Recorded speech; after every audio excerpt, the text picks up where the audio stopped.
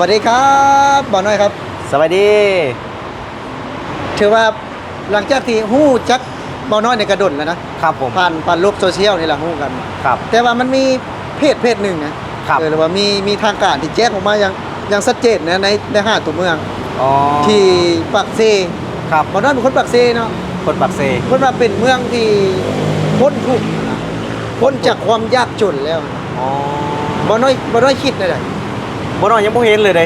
เพิ่นประกาศอยู่ไสอยู่เฟซบ่แม่นอยู่ว่าพ้นจากความยากจนแม่นพ้นจากความยากจนนี่ก็คือรวยแล้วเนาะแม่นแต่ว่าบ่น้อยก็ยังทุกข์อยู่บ่าวน้อยนี่คนปักเซมันคนปักเซยังทุกข์อยู่อ้าวว่าพ้นทุกข์แล้วบ่แม่นนะบ่แม่นคือว่านี่คนในเมืองห้าตัวเมืองคือไม่มีคนจนแล้วบ่แม่นเพิ่นเมคขึ้นมาบ่เพิ่นเว้าขึ้นมาเอาเพื่อแบบว่าอยากได้นายอะไรตาซื่อบ่อันนี้บ่ยอก็บ่ฮู้แต่ว่าเป็นเพศที่แบบว่าเฮาเห็นข่าวลาวปกตินะอ๋อเข้าใจบ่มีหนังสือออกมาบ่แม่นมีหนังสือออกมามีหนังสือชัดเจนเลยบ่แม่นมีใบจำกาจำยังชัดเจนเลยบ่แม่นแล้วเมืองใดบ่เนี่ยบ่น้อยก็อยู่ปักเซคือยังทุกข์อยู่คือเก่าห้าตัวเมืองเนาะบ่ยอจะจำบ่ได้นะว่าตัวเมืองใดแต่ว่าอยู่ในปักเซ5ตัวเมืองเพิ่นว่าพ้นทุกข์แล้วแม่นแต่บ่น้อยยังทุกข์เด้บ่น้อยยังทุกข์อยู่เนาะและประเทศไทยนี่น่ะบ่น้อยเพิ่นนี่เจริญบ่คือเพิ่นยังจนอยู่ประเทศไทยนี่บ่ในสายตาบ่น้อยนะประเทศไทยนี่ในสายตาเฮานี่ว่าเจริญแต่ว่าคนไทยเขาก็ยังว่าบ้านเขาบ่เจริญยังจนอยู่เพราะว่าคือประเทศไทยน่ะเพิ่นบ่ได้ติดป้ายเนาะถ้าเพิ่นจะติดป้ายก็ได้เลยนี่ว่าเป็นเมืองที่พ้นทุกข์หรือว่าเป็นประเทศที่พ้นทุกข์นี่เมืองไทยนี่ถ้าเพิ่นจะติดป้ายก็ได้แต่เพิ่นบ่ติดเป็นยังเพิ่นจะบ่ติดบ่ก็ยังว่าก็ยังงึดอยู่ว่าประเทศที่พัฒนาเจริญขนาดนี้มีทุกอย่างที่ว่าอำนวยความสะดวกให้ขนาดนี้เป็นยังเพิ่นก็บ่ติดป้ายว่าประเทศไทยพ้นทุกข์แล้วบ่น้อยก็ยังงึดก็ยังงงนั่นแหละบ่น้อยมาอยู่ดนว่าเป็นยังบ้านเฮาน่ะถามว่าบ่น้อยก็เป็นคนปากเซครับผมบ่น้อยก็ยังยอมรับว่ายังจนอยู่ครับยังลำบากอยู่ยังมาอาศัยพื้นแผ่นดินไทยทำมาหากินอยู่ครับแต่พอเห็นในประเทศไทยน่ะเฮาน่ะเป็นผู้มาอาศัยเฮาเห็นว่าเจริญแล้วพัฒนาแล้วครับแต่จะบ่มีป้ายนะบ่น้อยนะก็ยังว่าอยู่อันนี้เงินเลยคือบ่น้อยนี่ได้ฮู้จักนิสัยคนไทยนี่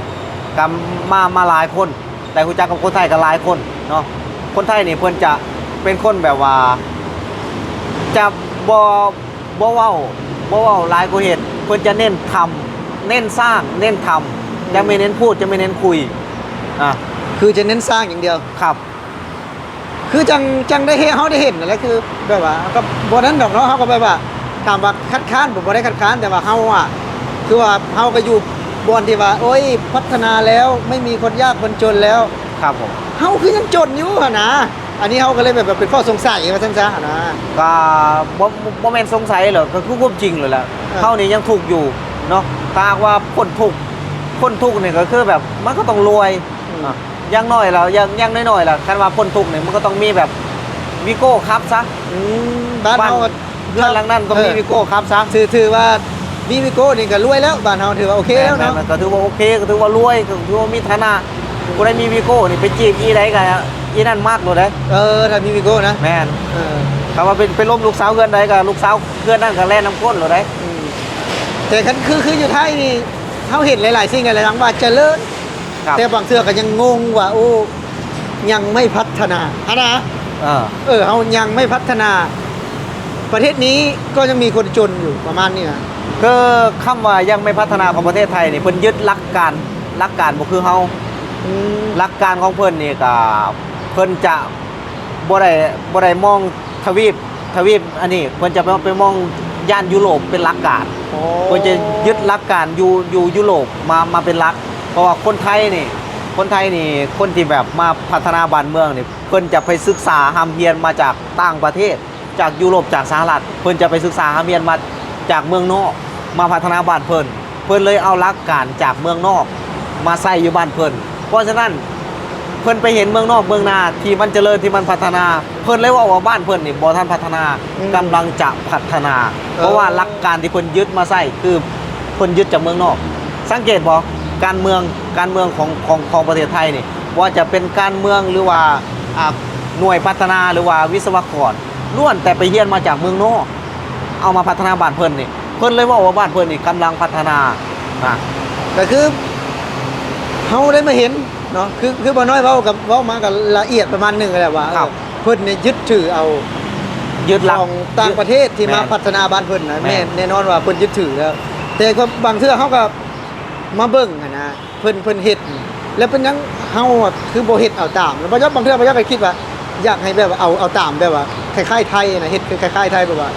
ถ้ามันยังบ่แน่นอนหรือว่าบ่โอเคก็บ่อยากคัดเนาะบ่น้อยเนาะบ่อยากให้ประกาศออกมานะครับ คือบ่น้อยก็ยังอายหมู่เวลามาไทยเนี่ยบางเทื่อ ก็ยังเว่าอยู่ว่าหลักการแต่ละคนบ่เบิ่งกัน หลักการแต่ละคนบ่คือกันบ้านเฮาที่เขาเจ้าประกาศว่าพ้นทุกข์หรือว่าพัฒนาแล้วนี่เขาอาจจะยึดหลักการในประเทศของเขา อ๋อ ยึดเฉพาะในประเทศของเขาเขาเอาแต่หลักการเฉพาะในประเทศของเขาเขาบ่ได้เอาหลักการของคนอื่น หรือว่าบ่ได้เอาแบบอย่างของคนอื่น บ่ได้เปรียบเทียบเนาะ แม่น บ่ได้เอาเจ้าของเนี่ยไปเปรียบเทียบกับผู้นั้นว่าเขาต้องแบบนั้นแบบนี้ คือเขาแบบว่าข่อยนี่โอเคแล้วสำเร็จข่อยพัฒนาแล้วข่อยพอใจแล้วข่อยเลยประกาศขึ้นมาว่าบ้านข่อยนี่มันพ้นทุกข์แล้วมันพัฒนาแล้ว นี่คือหลักการแต่คือแต่ละคนน่ะมันยึดติหลักการบ่คือกัน แต่ประเทศไทยนี่เพิ่นจะยึดติเมืองนอก โดยเฉพาะแบบว่าคนที่เป็นผู้นำอย่างเช่น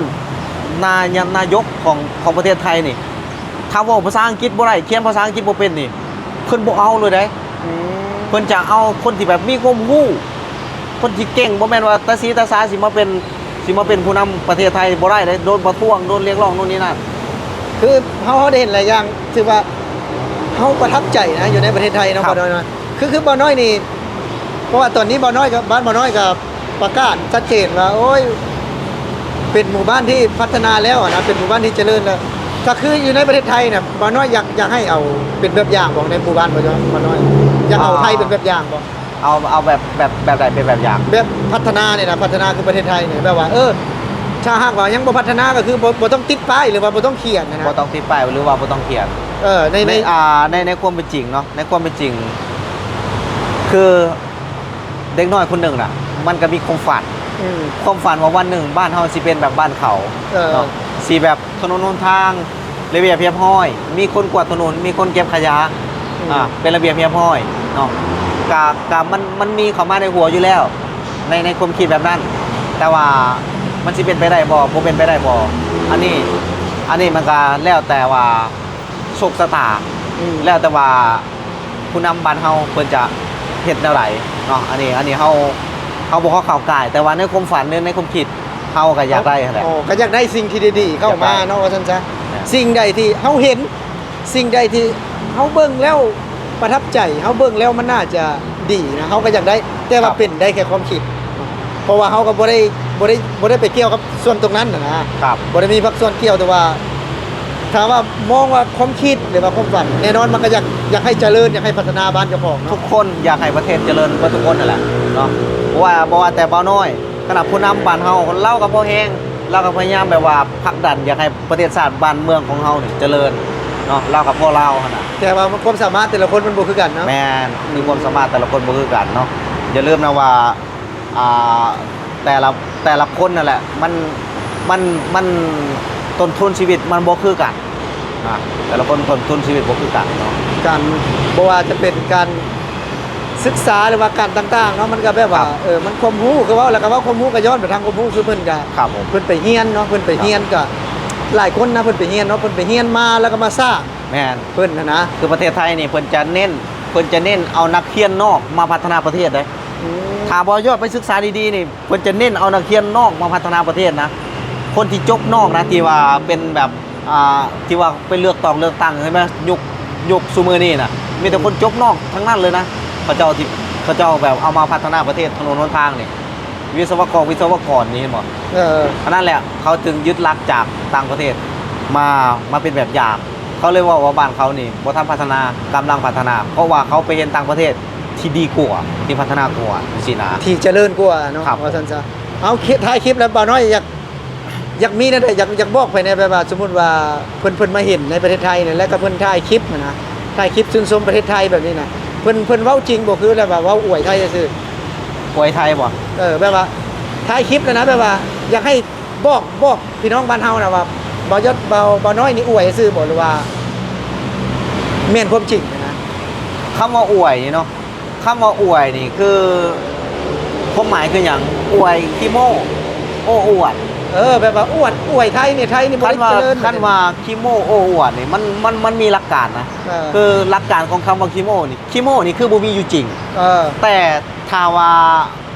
บ่น้อยเว้าบ่น้อยสื่อสาร แล้วมันมีความจริง มันเป็นเรื่องจริง อันนี้คือบ่แม่นอวยนะ ถ้าอวยด้วยที่บ่มีมูลลักความจริง อันนั้นคืออวย แต่สิ่งที่บ่น้อยสื่อสารนี่คือสื่อสารจากความจริงทั้งนั้นรถไฟเขามีก็ว่าเขามีถนนเขาดีก็ว่าเขาดีสกายวอล์กสะพานลอยก็มีก็ว่าเขามี เพราะฉะนั้นแล้วคำว่าต่างๆเนี่ยบ่ได้แม่นอวย บ่ได้เป็นอวยเว่าความจริง บ่ได้แม่นอวยเว้าความจริง เอาสำหรับคลิปนี้ก็ขอบคุณทางเบาน้อยปักเซน้องชายเนาะสำหรับคลิปนี้บ่าวยัดสิขอลาพี่แล้วน้องไปครับสวัสดีครับ ครับขอบคุณครับ สวัสดีครับ ครับผมสวัสดีครับ